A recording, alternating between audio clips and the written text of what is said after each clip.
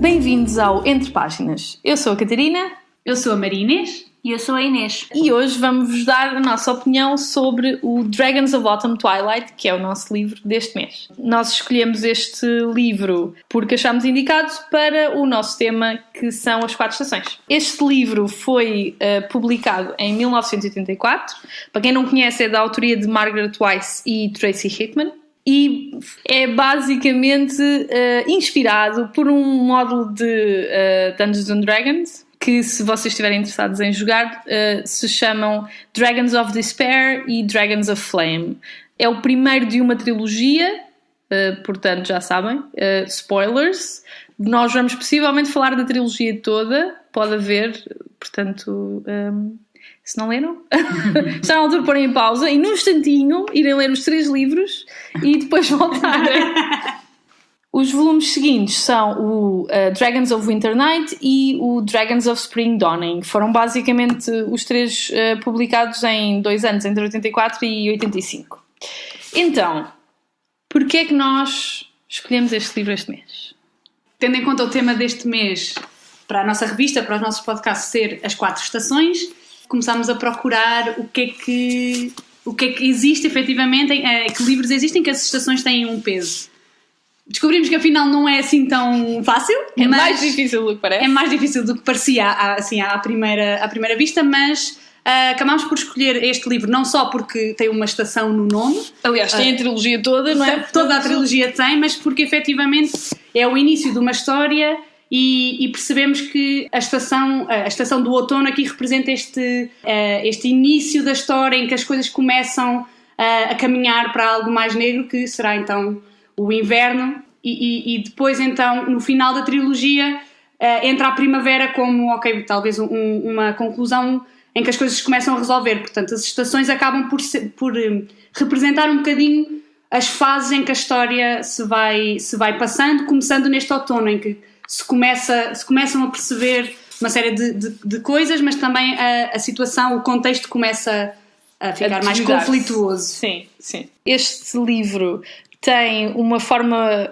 que eu, pelo menos, achei bastante interessante de nos introduzir ao mundo, ou seja, considerando a data, os anos 80 eram conhecidos por livros com prólogos de 40 páginas em que explicavam toda a mitologia. Nós já falámos disto em mais podcasts, mas este em particular arranjou uma forma bastante simples, que foi com um pequeno poema que se chama Canticle of the Dragon. Consegue-nos explicar as eras do mundo e mais ou menos o que é que aconteceu até onde nós estamos agora. Este poema basicamente fala-nos das 4 eras diferentes que aconteceram antes do início deste livro. O início é marcado pela Age of Dreams, em que existia bastante guerra entre os dragões bons e os dragões maus, vamos chamar-nos assim, e depois a seguir era o Age of Might, em que basicamente os deuses bons conseguiram criar um herói que unisse todas as nações boas, e o King Priest of Istar, que é quem surge como este herói, fica um pouco maluco e literalmente tenta purgar o mundo do pecado.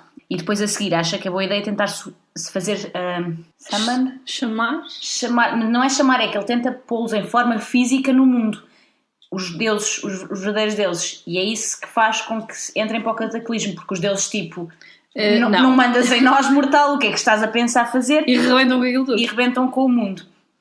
E o que faz com que se entre no Age of Despair, que é quando os deuses, os chamados deuses verdadeiros, perdem o seu poder, e é aí que entra a história que começámos a ler. Portanto, depois de isto tudo que a Inês acabou de dizer, que no fundo consegue ainda ser mais resumido do que o poemazinho que eles introduziram como prólogo, que eu acho fixe. Então, o mundo de Kryn, quando nós começamos, os nossos heróis estão basicamente a voltar a casa, acham eles, que ia bué da fixe, vamos para casa e vamos encontrar-nos todos. E depois, 5 anos depois? 5 anos depois de se terem separado para tentarem encontrar sinais dos deuses antigos e tentar perceber o que é que se estava a passar, mas descobrem que afinal as coisas não são assim tão fixe e quando chegam a casa não têm propriamente a recepção que estavam a contar. E então, quem são os nossos heróis? Isto é literalmente uma party de D&D. Pronto, é assim. Portanto, nós seguimos várias personagens, se bem que eu acho que o Tanis é aquela que nós temos mais ligação, porque muitas vezes é a partir dos olhos dele que nós estamos a ver as coisas. Muitas vezes o narrador, ou pelo menos é aquele que se relembra de algumas coisas e conta o que é que está a acontecer, sim. Portanto, temos primeiro o Tanis é um meio elfo. Basicamente é uma espécie de ranger, não gosta de matar, é o líder, apesar de nem sempre querer ser o líder e tomar as decisões, acaba por ser sempre ele a decidir tudo. Depois temos o Flint, que é um anão, que é descrito como uma pessoa, um anão que trabalhava com metal e por isso é que eles começaram a viajar juntos e iam aos vários sítios e ele ia fazer trabalho de metalworker, mas no fundo também tem tipo não sei se é um machado ou um Warhammer ou qualquer coisa assim. Warhammer, mas não tenho a certeza. E portanto também é bom para andar à porrada.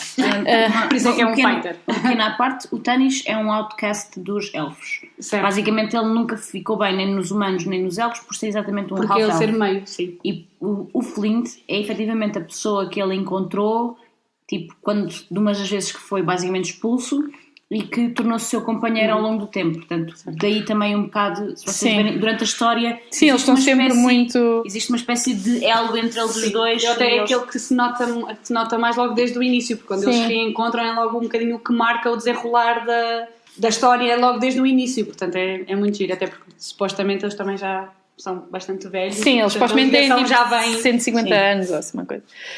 A seguir temos o Tasselhoff, que é um Kender, que no fundo é um Halfling, mais ou menos. Mais ou menos. Então, em termos de ideia, foi a ideia com que eu fiquei. É assim, eles são mais skinny, são mais human-like do que os Halflings, mas em termos de tipo role em party, são muito similares.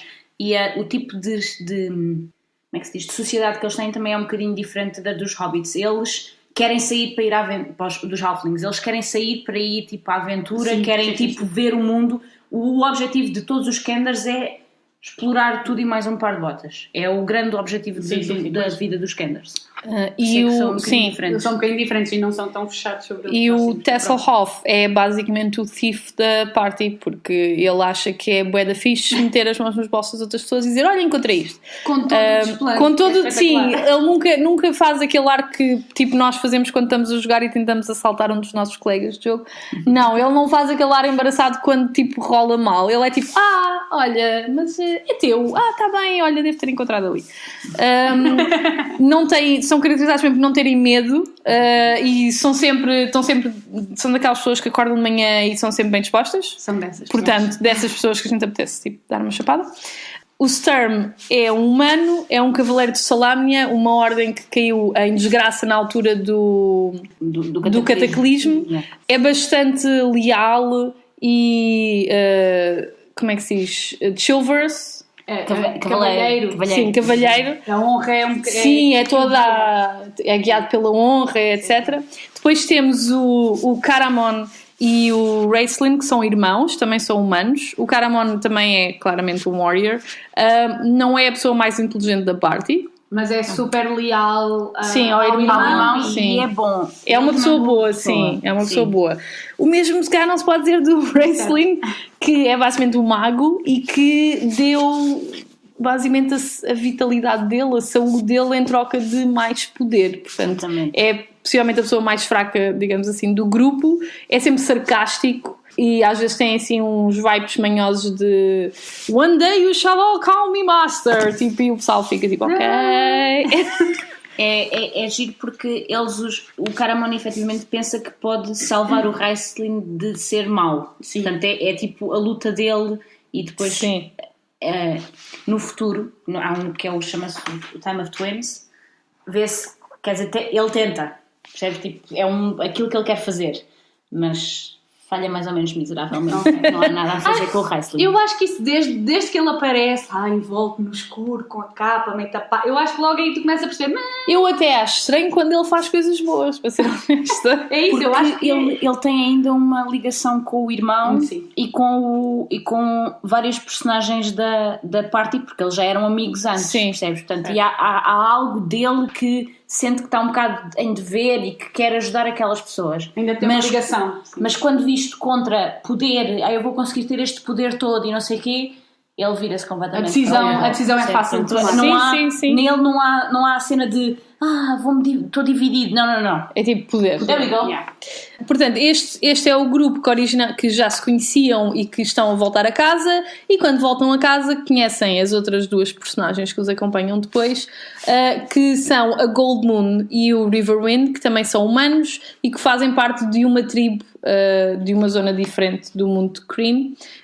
E neste caso a Gold Moon é basicamente e vai ser a clériga, e é a pessoa que encontra aquilo que move muito do enredo deste primeiro livro, que é um cajado místico azul, de cristal azul, que anda toda a gente à procura disso. E o Riverwind é basicamente um warrior também que recebeu o cajado numa quest. E eles basicamente, ela é a filha, que no início do livro é a filha do chefe da tribo, e portanto ele foi nessa quest para poder ser digno de lhe pedir a mão em casamento. No fundo é por aí.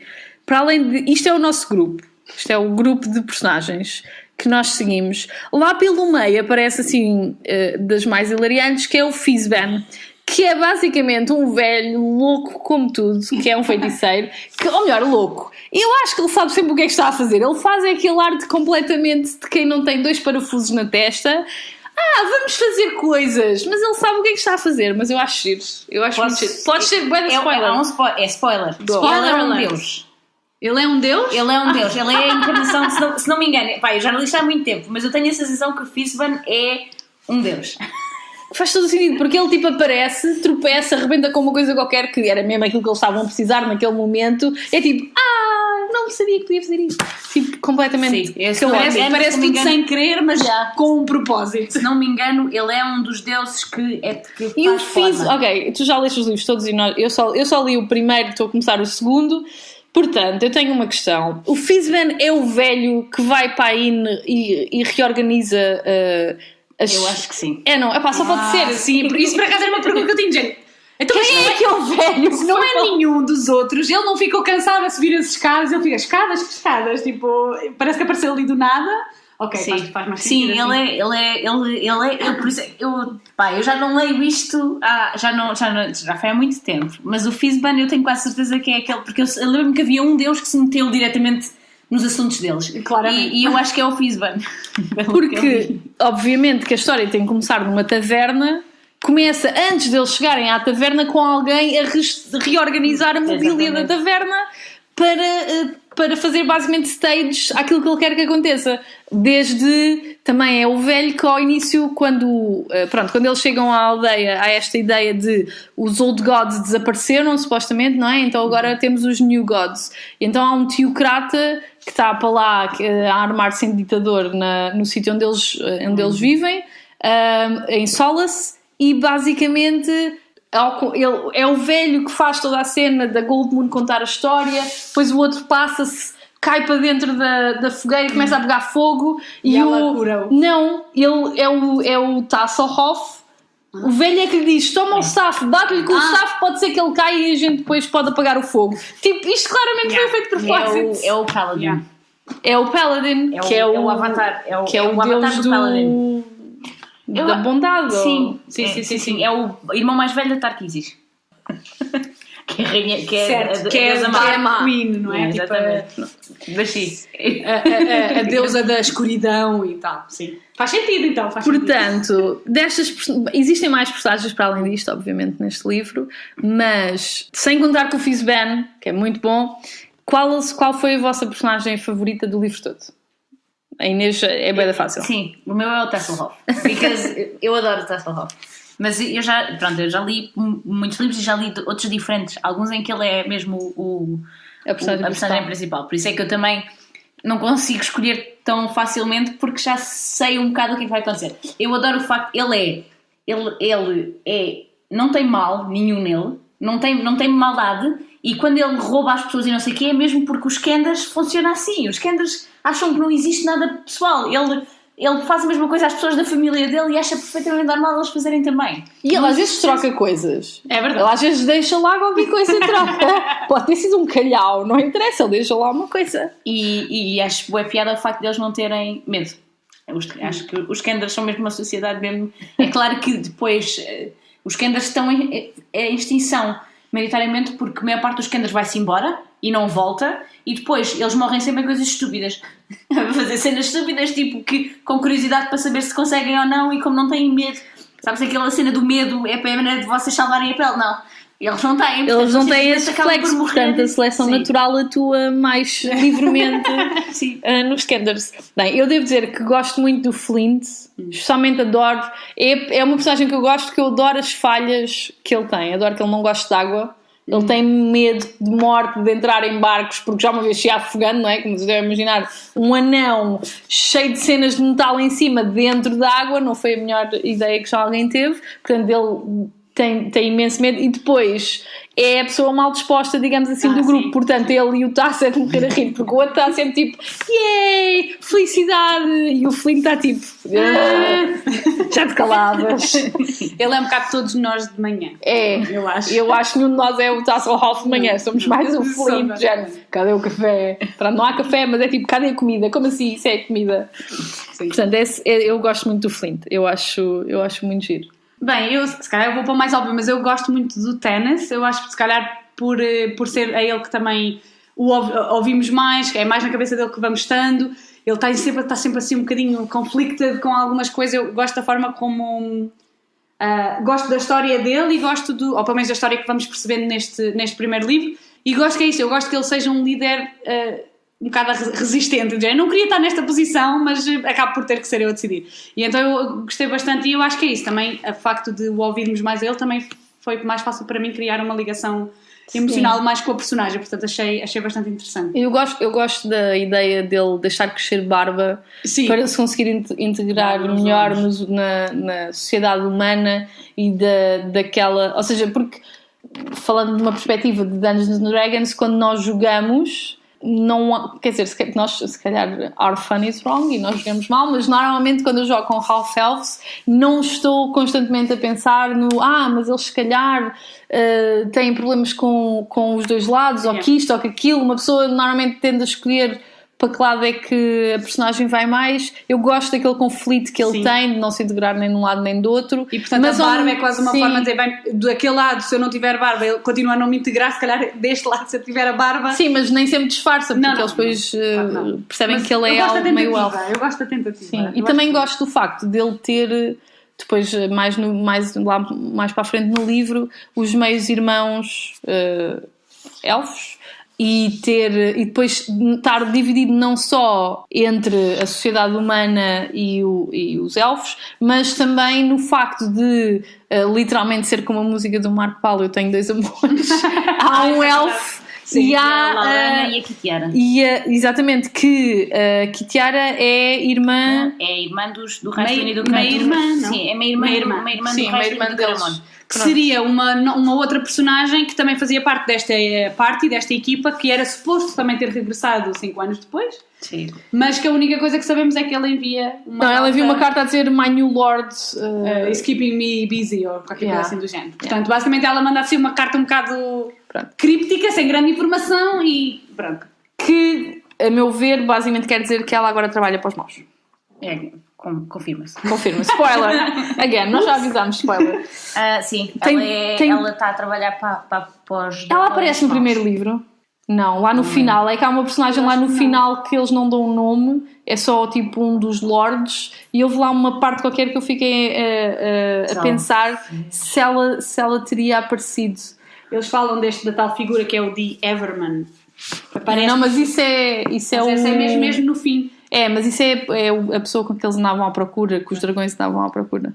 Não, eu não sei se ela, eu não me lembro que ela tem, ou pelo menos eu não me lembro de pensar que ela aparecia. Portanto, se calhar existe, mas eu posso não ter percebido a referência também. Que eu me lembro, ela não só aparece depois. Depois eu fiquei louca, desde o primeiro capítulo. Sim, mas ela vai aparecendo em menções, e por causa do Thanos estar ali porque ele agora está sempre, oh meu Deus, está sempre a pensar nela, e agora o que é que eu vou fazer? Sim, mas isso vai acabar mais ou menos relativamente rápido. Pronto, então, está bem. É bom, então. Sim, também porque depois a outra, como é que se chama? Laurana. A Laurana acaba por viajar com eles no final do livro e, portanto... E vai continuar a juntar-se. E a outra não está lá, portanto. Que é uma das pontas deste triângulo amoroso, claramente.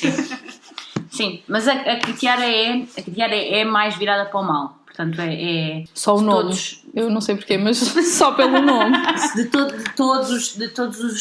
Dos três irmãos, o Raistlin não é propriamente mau, ele só quer poder. E está disposto a vender-se para o lado mau, para ter poder. Mas a Kitiara acho que é mesmo má. Portanto, é mesmo tipo, já é um bocado meio evil, assim, de base, pelo que eu... Não é defeito, é feitio, não é? Exatamente. E portanto, ela depois acho que até...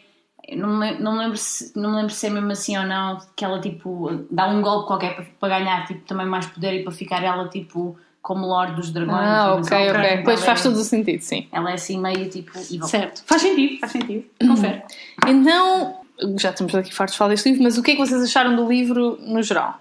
Eu acho que eu li o livro há pouco tempo e depois reli agora. Há muito tempo, desculpem, e reli agora. E eu não me lembrava que achava que o livro era tão in your face. Portanto, o livro é muito simples, talvez devido ao facto de ser baseado em coisas, mas é muito tipo, há muitos poucos floreados, há muito pouca... Não sei, é mesmo só o essencial que é no fundo descrito pelo livro. Não tens mais tipo...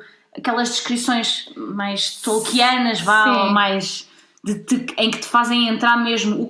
O que me absorve nisto são os personagens, enquanto que às vezes há livros em que tu começas com o mundo, não é? E é o mundo que te faz entrar dentro das coisas, estás a ver? Tipo Patrick Rothfuss e coisas assim. Mas depois, por um lado, eu acho que às vezes ficas com pouca noção de, por exemplo, do ambiente em que estás e de um bocadinho mais do que é que se passa no mundo. Mas ao mesmo tempo estão sempre coisas a acontecer, não é um livro que pare. É tipo, é literalmente como um jogo de D&D, tu vais aqui, dás tareia neste e depois vais ali e levas tareia daquele. E vais ganhando quase missões à medida que vais descobrindo, agora então precisamos fazer esta missão, vamos fazer, então fica resolvido e passam à próxima. Sim, isto muda um bocadinho em livros depois, não na trilogia, a trilogia acho que é sempre toda assim, mas depois tipo há outros livros que eles fazem tipo sequelas e fazem outras coisas, e há uns, por exemplo, em que é muito mais descritivo, por exemplo, em que é só a Margaret Weis a escrever e tipo é uma coisa muito mais descritiva, mas também acho que é o facto de eles terem crescido um bocado como escritores, certo. Porque isto foi efetivamente os primeiros livros deles, portanto acho que também se nota depois um bocadinho de maturação do... E também pode ter a ver com o facto deles terem escrito estes livros baseados nos módulos da D&D e todos os livros seguintes em Dragonlance foram escritos antes dos módulos de D&D, que pode também ajudar, porque eles aqui literalmente já tinham jogado isto e mas isto tem que acontecer e agora isto tem que acontecer e portanto se calhar não lhes deu... Não dava tanta fluidez, se calhar à história, sim. Tipo, tem que ir do ponto A para o ponto B, depois para o ponto C.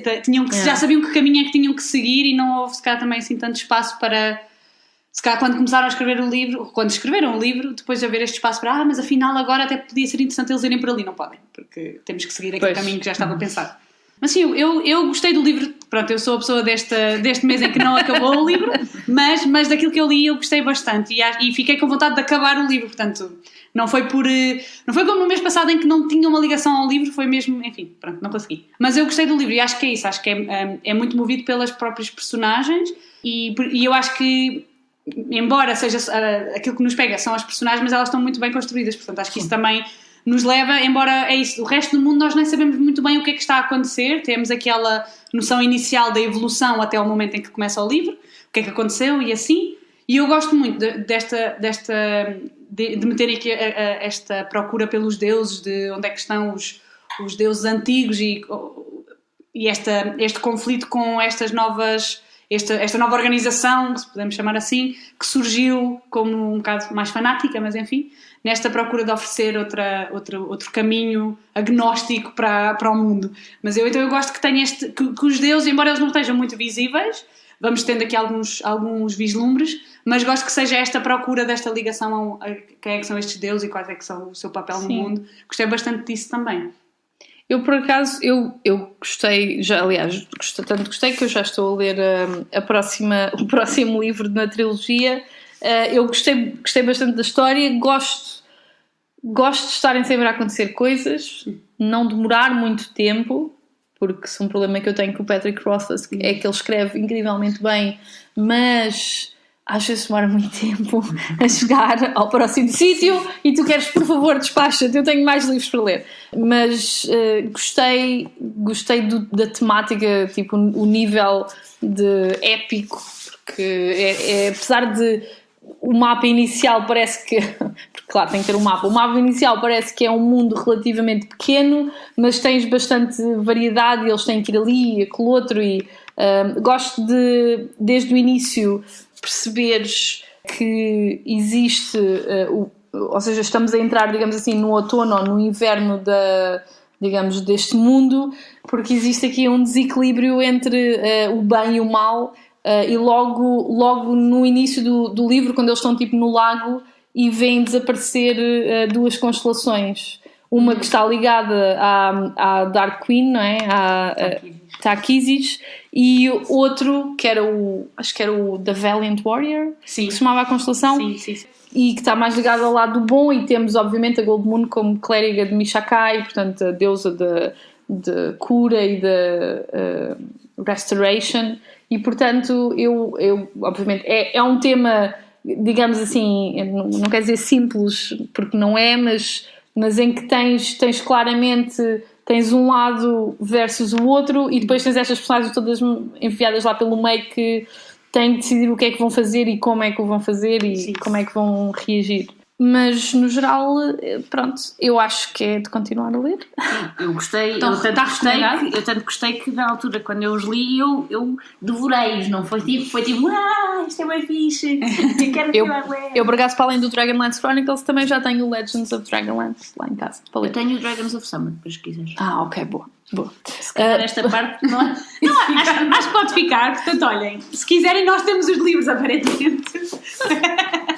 Por último, agora que já vos dissemos tudo aquilo que tínhamos a dizer sobre o que é que achámos do livro e o que é que não achámos, vamos deixar com as nossas citações favoritas, porque há muito para onde escolher neste livro, há imensas frases, imensas coisas que davam um póster... como é que se diz? Aqueles pósteres que o pessoal compra com frases filosóficas, não sei o quê. Epá, este livro está cheio. Basta, tipo, qualquer página que vocês abram, vocês vão encontrar qualquer coisa que dava um bom póster. Portanto, a minha frase favorita, no entanto, tem pouco de filosófico, mas eu acho que resume a perspectiva de algumas destas personagens. Ao contrário do Tasselhoff, que acha que é tipo, yay! Let's go on an adventure! E acha que está tudo super awesome. O resto do pessoal pensa, o que é que nós estamos aqui a fazer? E, portanto, há uma parte em que eles estão todos a tentar enfiar dentro de um tubo, o que com armaduras não é fácil. E então o Tanis e o Sturm são os últimos, e o Tanis diz: "Sanity ended when we followed Tika into the kitchen of the inn of the last home," he said. "True enough," the knight agreed with a sigh. No meu caso, eu, fiel à minha escolha de personagem, vou, claro, falar sobre uma coisa que é mais cómica do que filosófica. Portanto, só a Marinas é que vai, na verdade, escolher qual é a coisa filosófica. Certo. "The cruelest form of torture one can inflict on a Kender is to lock him up. Of course, it is also widely believed that the cruelest form of torture one can inflict on any other species is to lock them up with a Kender." Se o Tasselhoff for alguma indicação, eu diria que sim. Certo, acho que sim. Não era bom acordar de manhã com aquele ser. Não ia ser bom. Acho que ele não ia sobreviver muito tempo, parece-me. E pronto, a frase que eu escolhi é muito mais pequenina. Dava para um póster? Esta é assim, eu gostei dela também, acho que é muito sucinta e sim, dava para um bom marcador de livros também. Ora, está.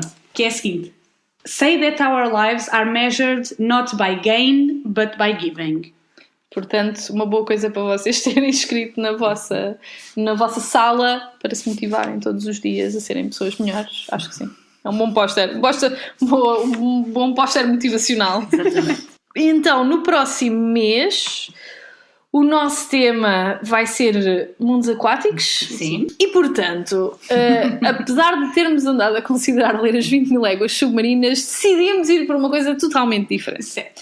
Então, no próximo mês, nós vamos ler um livro de aventuras fantásticas chamado Demons of the Deep, do Steve Jackson, e o que quer dizer que vamos todas ler um livro ligeiramente diferente, dependendo daquilo que nós formos decidindo à medida da leitura. À medida da leitura, é um facto. Mas também o final apenas decidiremos durante Podemos o podcast. decidir o final durante o podcast, só para ter mais piada.